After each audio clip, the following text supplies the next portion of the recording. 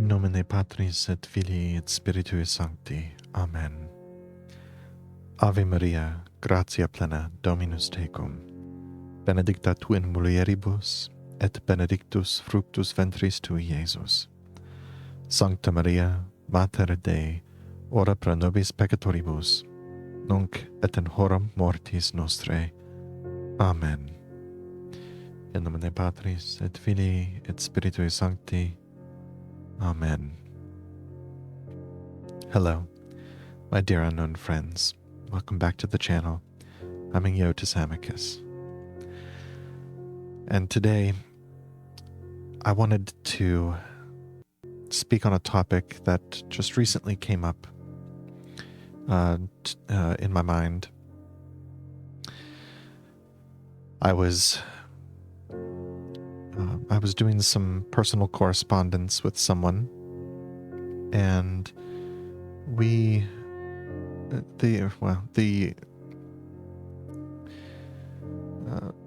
topic of sort of the things that we were doing and how they branch away from a common juncture. This was what we were speaking of, and it made me. It came to mind in the course of this correspondence that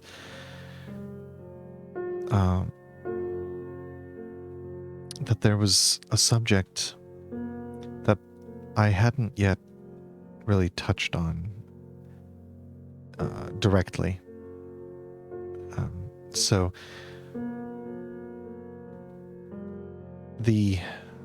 And it deals with an elephant in the room in a way. You see, there is a concern amongst self-named and genuine traditional Catholics,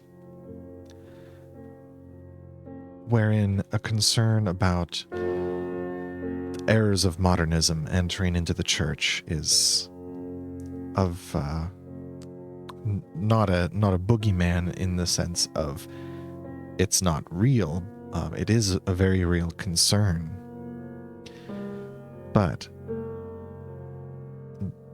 the suspicion has become so great, given everything that is happening in the Catholic Church, that I fear we lose sight of some of the truer senses of some philosophical movements, and mainly because the names have either because the terms used to describe certain positions have been co-opted by the heretical, and then subsequently condemned. Meanwhile, there is a truer, more authentic definition that could have gone by the same name, but does not, and sometimes gets lost in translation and thereby forgotten in the forefront of people's memory. And one of those terms and sort of trains of thought that gets a lot of blowback, especially in traditional circles, and rightly so, under a certain definition, is perennialism. Now, today, when one thinks of perennialism, they think of sort of a universalist mentality. I've also heard it described as, or I've also heard it termed omnist. The basic conception being that all religious traditions and expressions, esoteric and exoteric, all share a common prime origin, and that they are all facets of one truth. I'm again, my dear friends, we have to remember that this channel is mostly a journal, a video journal. And if there is anyone that finds any fruit from these ramblings of mine, then blessed be God. And so, moving forward in this episode specifically, let us just keep in mind that I am in no way an expert, nor do I claim to be an expert. I am merely just exploring history, philosophy, theology, in light of my own personal spiritual experience, in my attempts to be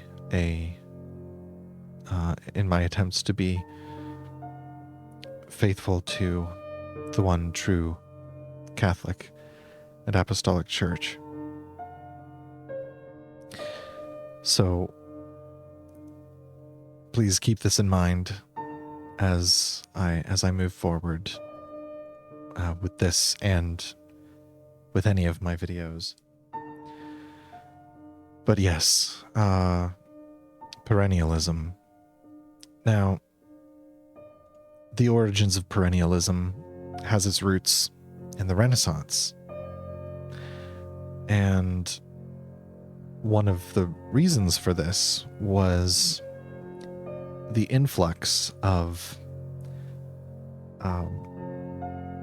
Greek manuscripts of the Aristotelian and Platonic philosophers, which in their completed form, for sure. And because and it really kicks off with Marsilio Ficino, who translates Plato and the complete Plato and Aristotle from Greek into Latin, thus making these works that had been sort of piecemeal up until this time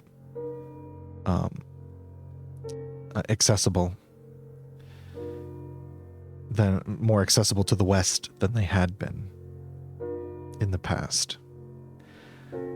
And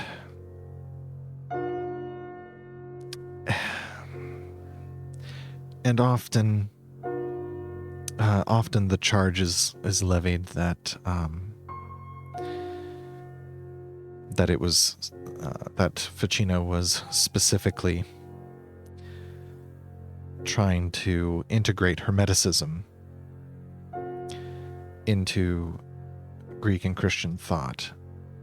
And I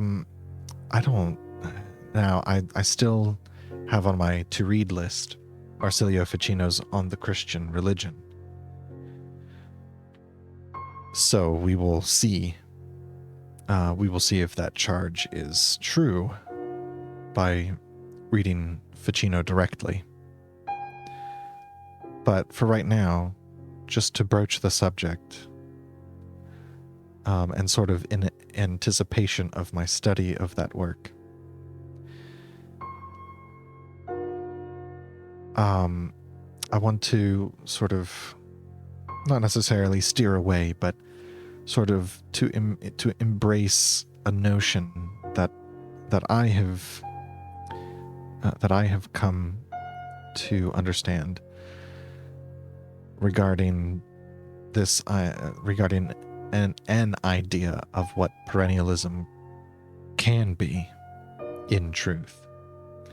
And that's why the thumbnail, it is why the thumbnail reads the one, or the only true authentic perennialism. So, as you can see, I have up an image of Our Lady of Guadalupe from the Tilma. And for any of you who may not know, a book, again, on my to-be-read list that recently has been released, details some research that suggests that the indigenous peoples of Central America had been prepared philosophically and culturally by God, despite their paganism, for the reception of the one true faith, which was initiated by Our Lady through the mediation, not necessarily mediation, maybe mediation, but basically Saint Juan Diego. Saint Juan Diego is a sacred magician under the definition that Tomberg gives us in letter 3. I know I keep harping on letter 3, but the third letter of Meditations on the Tarot is along with the first, and I would argue the fifth, are really the sort of the crux of crux of this channel. So please pardon my constant reference to the third letter. But by Tomberg's definition, all of the saints, be they thaumaturgists or otherwise, are sacred magicians. And they are what I would call Sophiergists, because they are uniting their will with that of the divine and physically placing themselves in the place where God wills them to be, in the time that God wills them to be, in order to facilitate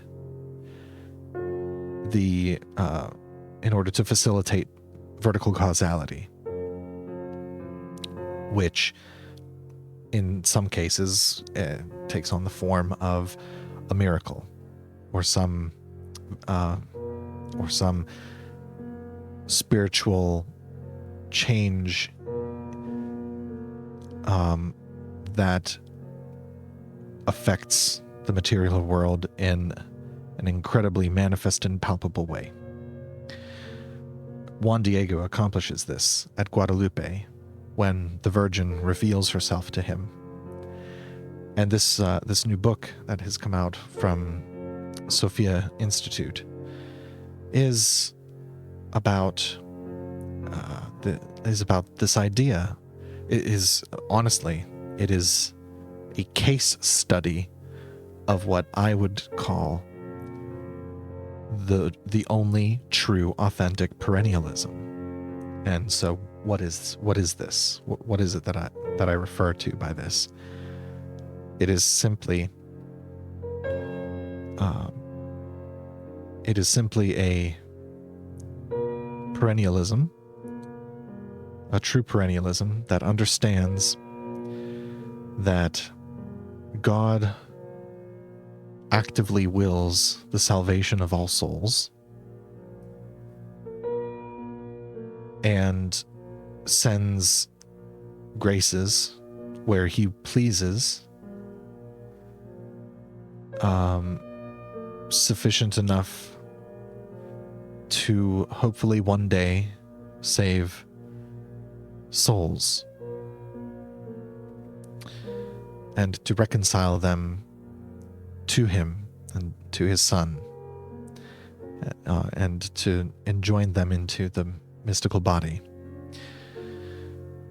So we see this very much so in the narrative of Guadalupe. And look at what the response was to Guadalupe. Massive conversion, almost overnight. Millions of people, pagan, suddenly, out of nowhere, not out of nowhere, but suddenly had a true conversion of heart and entered into the church. It is the if we were to rank the number of mass conversions throughout human history, the mass conversion that occurred from Guadalupe is honestly greater than that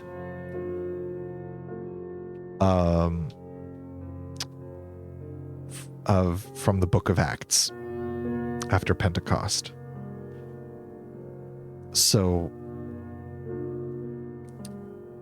in an incredible display of true of divine magic, sacred magic, as defined by Tomberg.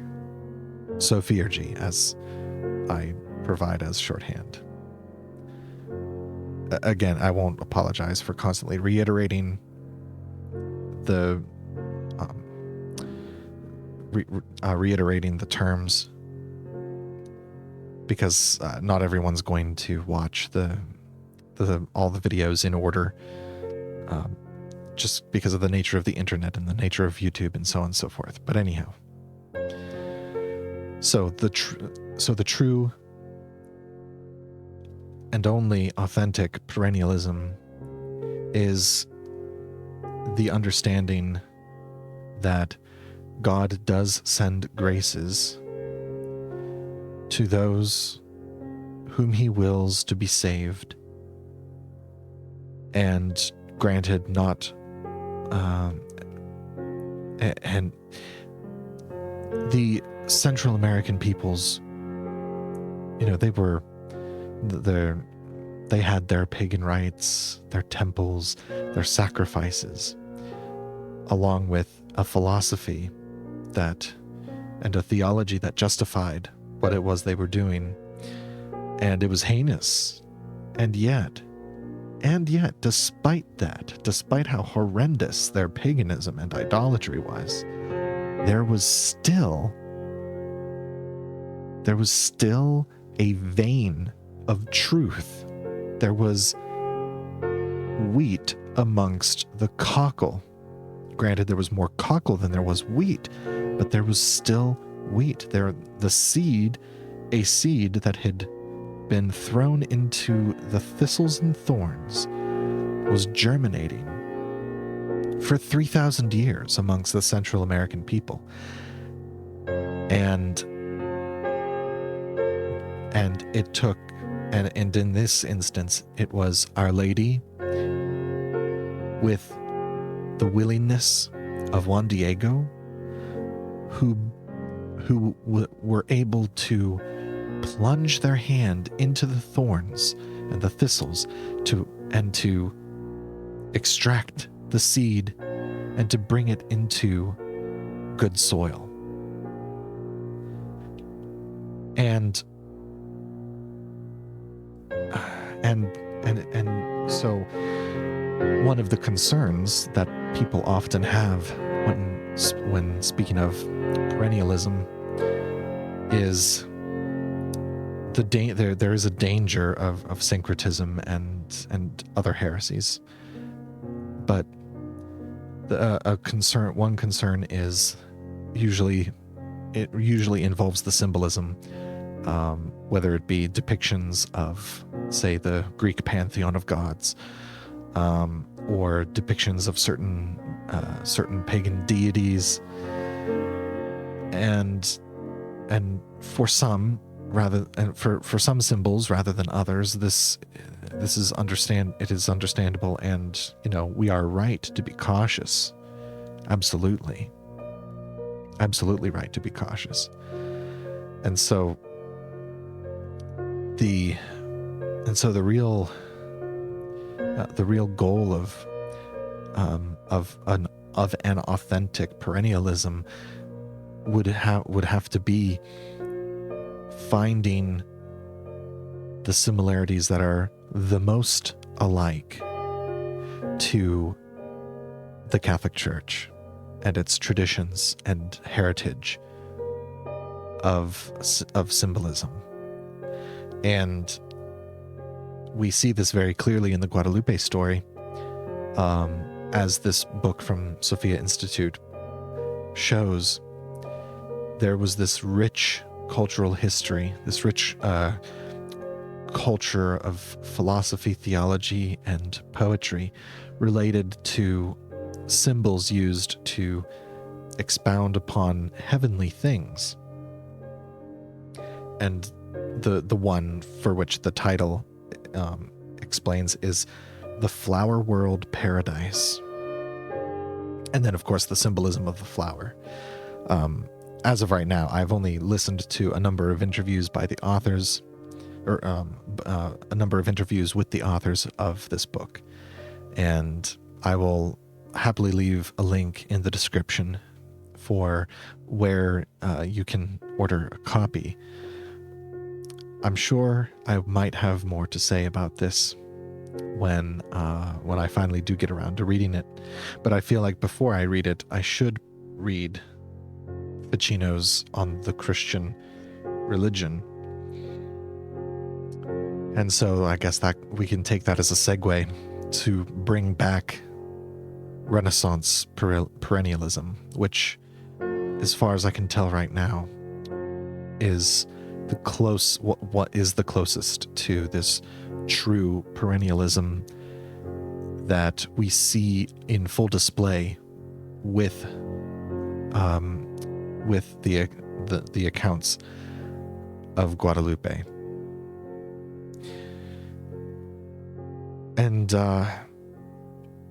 in Ficino's in Ficino's and Pico's attempts at this, we see that they apply it. Well, Ficino seems to apply it more towards Platonism, Aristotelianism, and Hellenism, whereas Pico attempts this with magic, Talmudic Judaism, the Kabbalah. We see this too with Reuchlin and us, and I would say not so much with Agrippa, as Agrippa was mostly compiling all of these various works and sort of stringing them in a suggestive manner to kind of lay out his thesis, which he really only states in a few chapters in each of the 3 volumes of occult philosophy. And from personal experience, I can see where Pico recognized that there is something in Kabbalah. I'm not sure that it's in the strain that focuses on the numerical values of the Hebrew letters in the Old Testament. I see more value in the more Lorianic and possibly Iyun veins of Kabbalah that seem to eschew the Zohar more than fully embrace it, especially with the concepts and meditations upon the Sephirot of the Tree of Life and the way the Tree of Life is laid out, so on and so forth. And I can also see see some of the... See, here's the thing. Here's the thing that I find at the crux of this whole subject.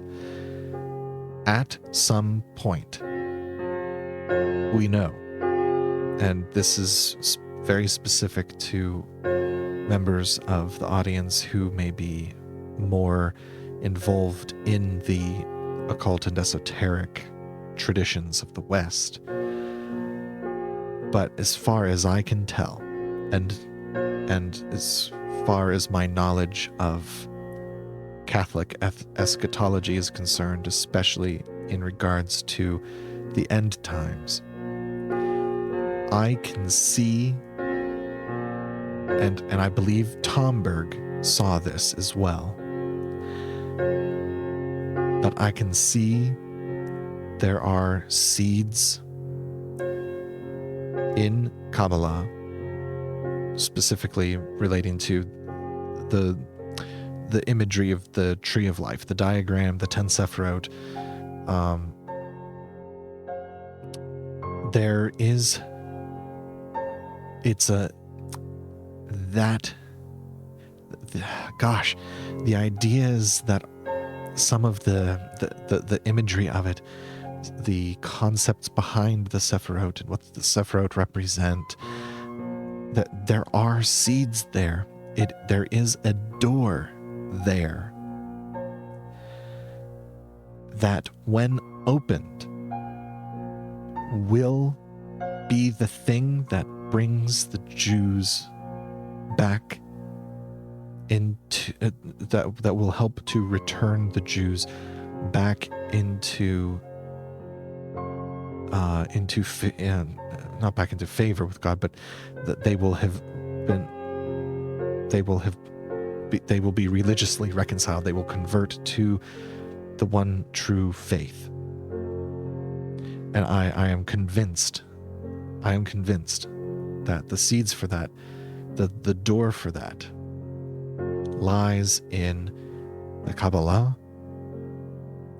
It lies in some of the it lies in some of the occult source, the source material for much of modern Western occultism. It's in there as well, especially in the attempts at adapting it for a more Christian milieu. And so to try to tie this together, the true authentic perennialism is one in which the path that when one looks at other traditions or other philosophies, other rituals and religions, the true perennialism is being able to see the path and the doors that need to be opened in the soul of those other traditions that will lead them back onto the narrow path, back onto the way of Christ, and to lead them back into the one holy Catholic and Apostolic Church. That's what that is the true perennialism. It's the seeking the way out.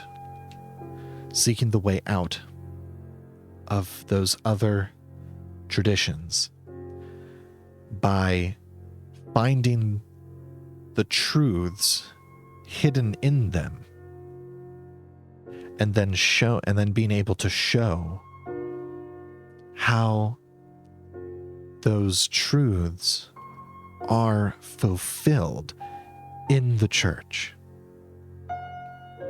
and how they can only be fulfilled in the church. This is the only way that the idea of perennialism can be reconciled, is it has to have the ultimate salvation of souls in mind. You know, the purpose of the idea behind modern day perennialism is that there's this amorphous single eternal teaching that is expressed in numerous ways, and that every single one of them is licit.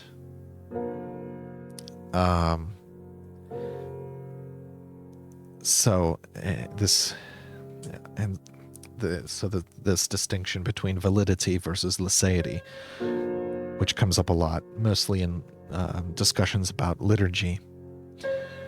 But as the episode in Guadalupe shows us, there is a validity. There seems to be certain degrees of validity insofar as a tradition has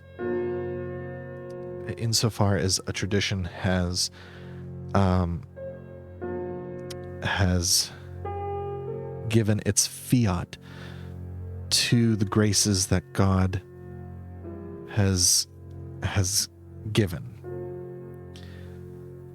And so there are degrees of validity to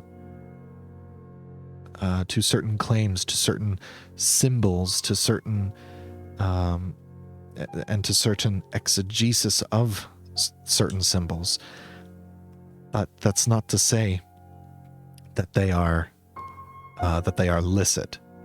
And of course, a symbol can only, the use of symbols and rituals can only be licit insofar as they agree with God, with the commandments of God, and with the traditions of the church and the deposit of faith.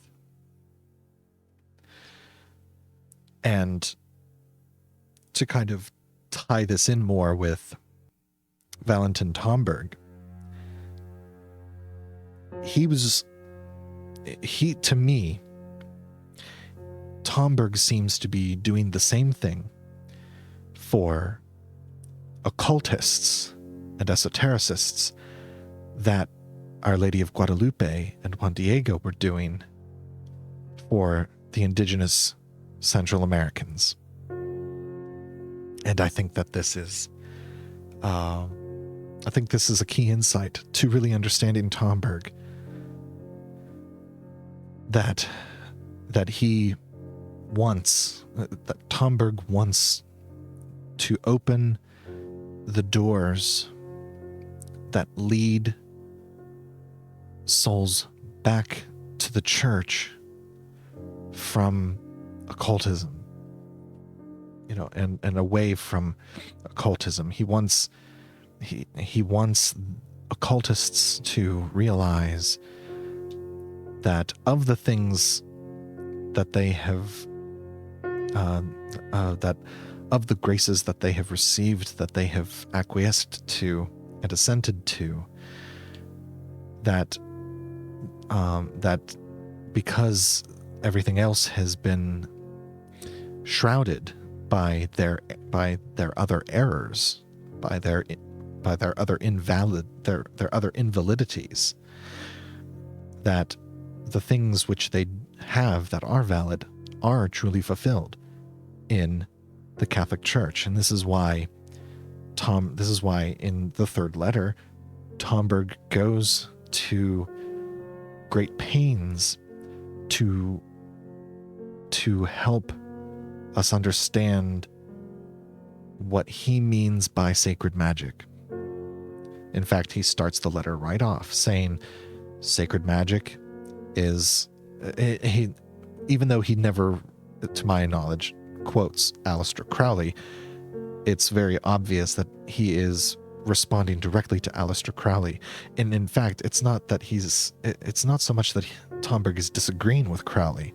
What Tomberg is saying is, yes, Crowley's definition of magic is correct. If we go by, because change does occur in accordance to will. We know this. The creation narrative in Genesis is proof of this.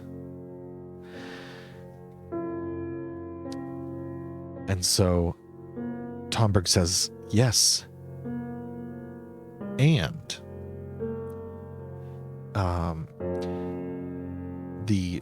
he's saying, yes, Crowley, you are correct. And here is where your statement comes into its full purpose, into its fullness, into its wholeness, into the full extent in which it can be true. And he does that, and Tomberg does this by showing us sacred magic is the art and science of I would say, facilitating change in accordance with God's will, whereas personal magic, the will is that of the practitioner, and then sorcery or black magic, or kakomagi, as the Arbatel puts it, is unknowingly doing the will of something other than yourself and other than God, which ultimately means the will of the diabolic, the will of all the various diabola. And it's, I don't see how one can really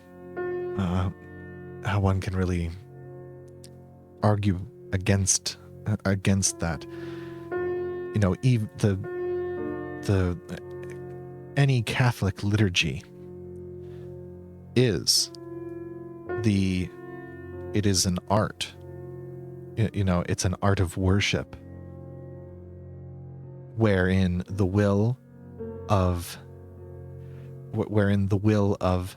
the celebrant and of all those present and of the church is aligned with the will of God in order to effect a change. And in the context of liturgy, that change is it's the transubstantiation of simple bread and wine into the body and blood substantially, even though it cannot be perceived by the senses. That is the ultimate expression and the truest expression of Crowley's definition of magic. And so this channel, these videos, and again, it's a video journal for me to help me get my thoughts down, and to reference my journey with these ideas, with this study over time, so that I can someday come to an even fuller understanding than what I might have now. Though I may have certain convictions now, it does not necessarily mean that I might have revealed to me wherein I have erred. And I know that that time will come.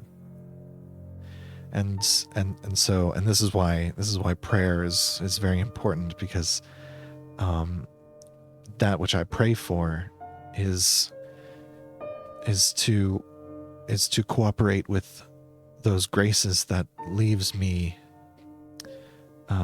open to correcting myself if if I go too far. And there may have even been times in previous videos where I have sort of veered slightly or taken a few steps off of the path, and for those I apologize.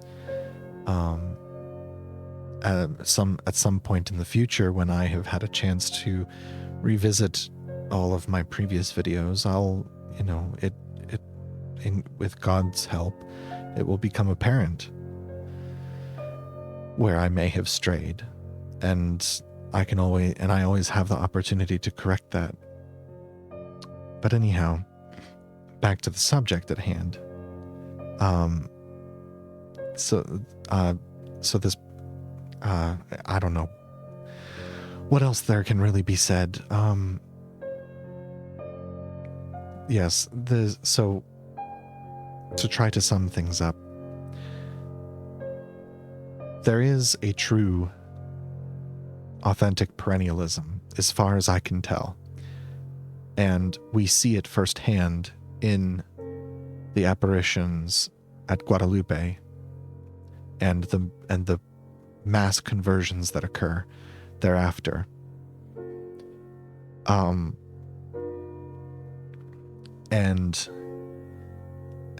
as far as I can tell, the mission that Our Lady had at Guadalupe for the indigenous Central Americans is the same mission that Tomberg has for occultists and esotericists. And I think it would be a mistake on the part of Catholics who want absolutely nothing to do with subjects of occultism or esotericism in any way, shape, or form, understandably so. But I do think that it is a mistake to look at the evidence that is now being presented to us about the way in which the Central American peoples were prepared for 3,000 years within their pagan philosophy and theology for the arrival of the one true faith. And I think it would be a mistake of Catholics to not take the same approach when it comes to subjects of the occult and the esoteric. And God bless Valentin Tomberg for having provided the first attempt at this. And I can certainly appreciate what Tomberg has done. In fact, I owe Tomberg a great deal. At one point, I was involved very heavily in the study of Zen Buddhism. And at one point, it went from Zen Buddhism into delving into and looking at potentially incorporating some of the modern sort of the modern neo Golden Dawn Wiccan stuff with Christian flavor. And I likely would have been incredibly ensnared by that, and probably would have ended up nowhere near where I currently am today if it hadn't been for both Valentin Tomberg and, I would say, to Agostino Thaumaturgo. I owe both of these authors tremendous gratitude, because between the two of them, God was able to was able to steer me back to the church. And so especially with Tomberg, and in many ways I can see that in many ways meditations on the tarot isn't necessarily an end-all statement.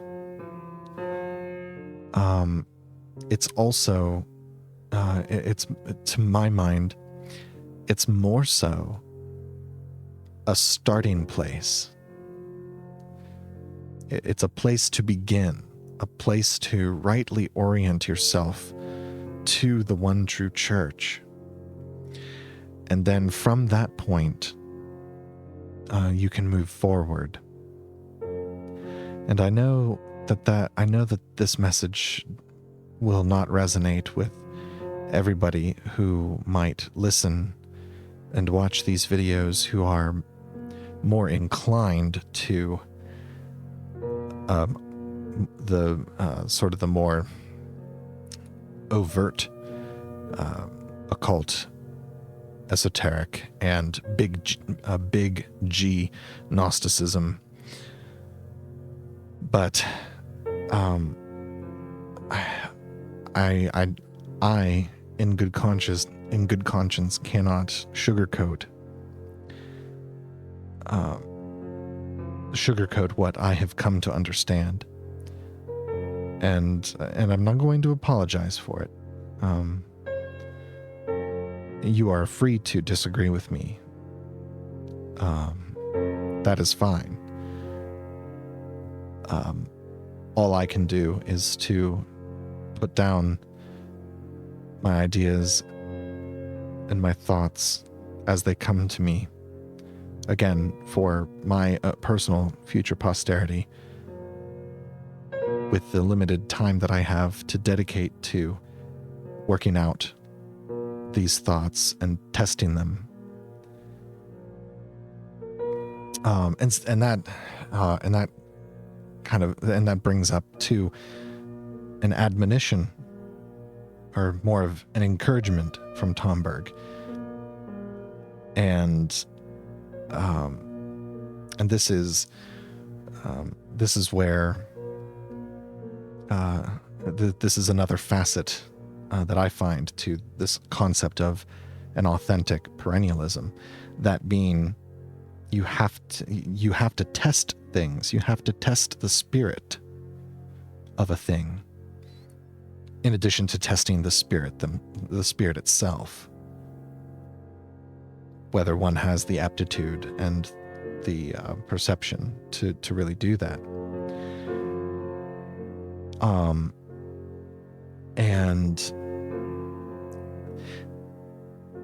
And I think that, that is the true perennialism, is the testing of symbols and traditions to almost purge from them that which is detrimental to salvation, in order to purify that which is within it, that can lead a soul to their salvation in the church. And interestingly enough, the imagery that comes to mind when I think of this testing and this carrying out the exercise of authentic perennialism is perfectly captured by the alchemical process, the 7 stages of the alchemical process. Maceration, digestion, fermentation, distillation.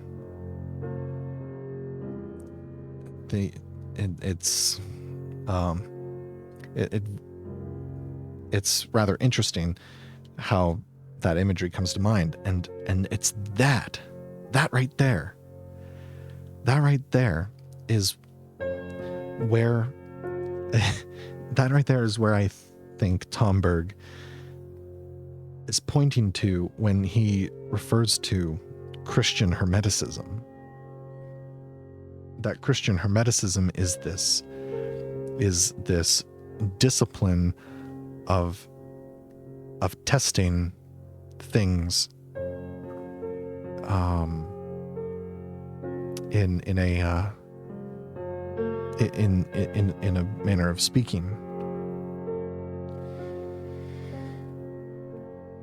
because at the end of the process, what you're left with is the essence of the thing. Whatever is true beneath the dross, or whatever has been diluted within amongst the dross, once you have gone through the process, and this sort of intellectual alchemical process, at the end you are able to extract the body, the soul, and the spirit of a thing, and then can really discern it, and from that you gain experience, which Tomberg does put emphasis on one's experience. Nothing that occurs to us in this life occurs outside of experience. And so it's important for us to be willing to experience all that God wills us to experience in this pursuit. And I think it's also very important for anyone who would call themselves a Sophiergist, or who feel the call to be a Sophiergist.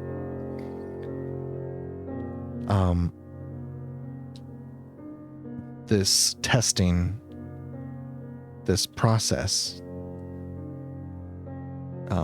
this practice of Christian Hermeticism is vitally important and should be taken very seriously.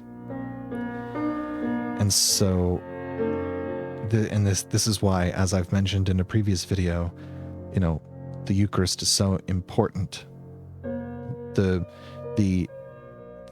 palpable connection to Christ himself in the most intimate way possible is so vitally important to all of this, because without that connection and without faithfulness to that connection, without that union of two wills, you cannot successfully accomplish this true, authentic perennialism. And it can be very hard. We can get caught up into the novelties of things. We can get caught up into formulations by our own reason. But we have to be very careful, and for sure, these are not easy subjects to study. These are not easy subjects to test. There is great risk, and it is not for everyone, and for those who it is not right for, they have a right to be cautious and wary, because they have not been prepared, or they have not been shown the necessary graces to be able to do that. Now, do I think that I am in such a position? I couldn't tell you. Part of me thinks it is possible, I seem to have some aptitude, but I don't want to let it become highfalutin. I don't want it to become avaricious. I don't want to be prideful about it, because that is one of the number one dangers, and in fact is the root of all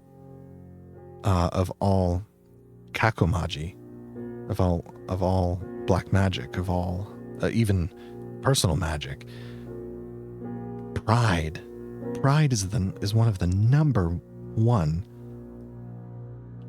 It is the number one mark of all occultism that is opposed to the church, despite whatever seeds of truth might be hidden amongst those thorns. And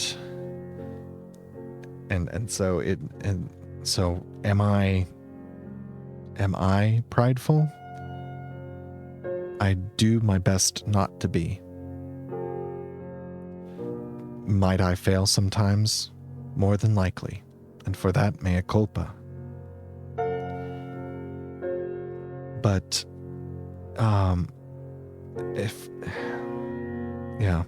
in order, and again, to cite Tomberg, he shows us, he lays it out for us in Meditations on the Tarot.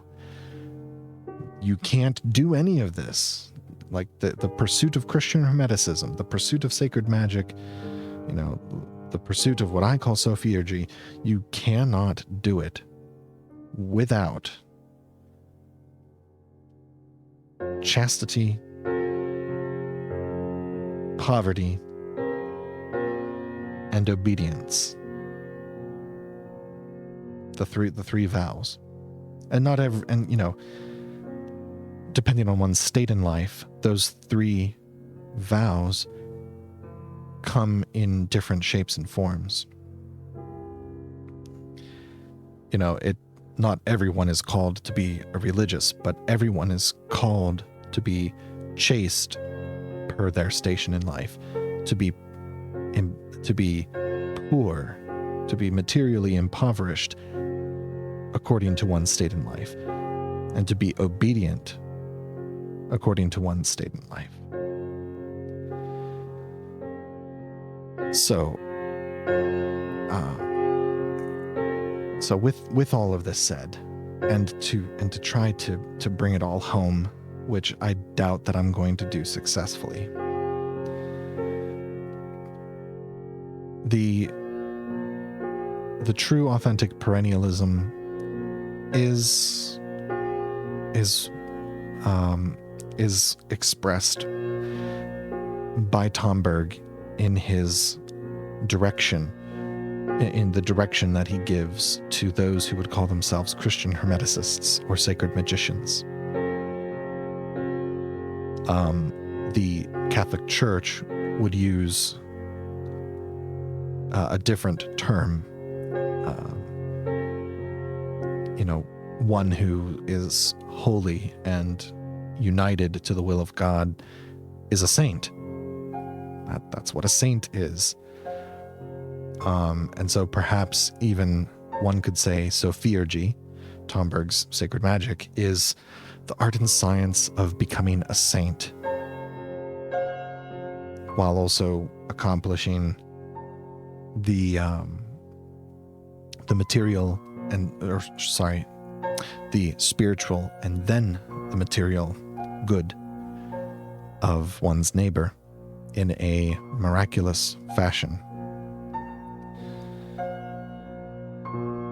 And I believe in my heart that it is possible. Will I ever be able to accomplish it? No idea. Do I feel called to try? Well, we are all called to spread the light of Christ. And sometimes the way in which one does that is by facilitating the miraculous. So,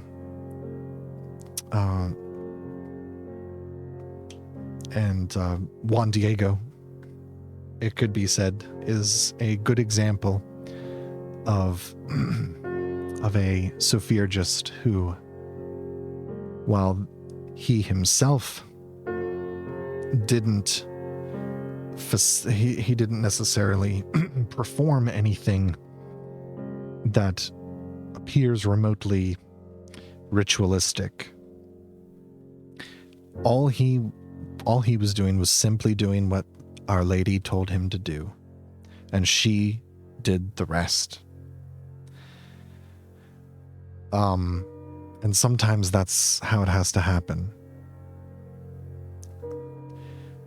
And for any of the occultists or esotericists that are listening to this, I challenge you to approach your practice in a way that you eschew any semblance of pride, and see where it gets you. I think you will be surprised.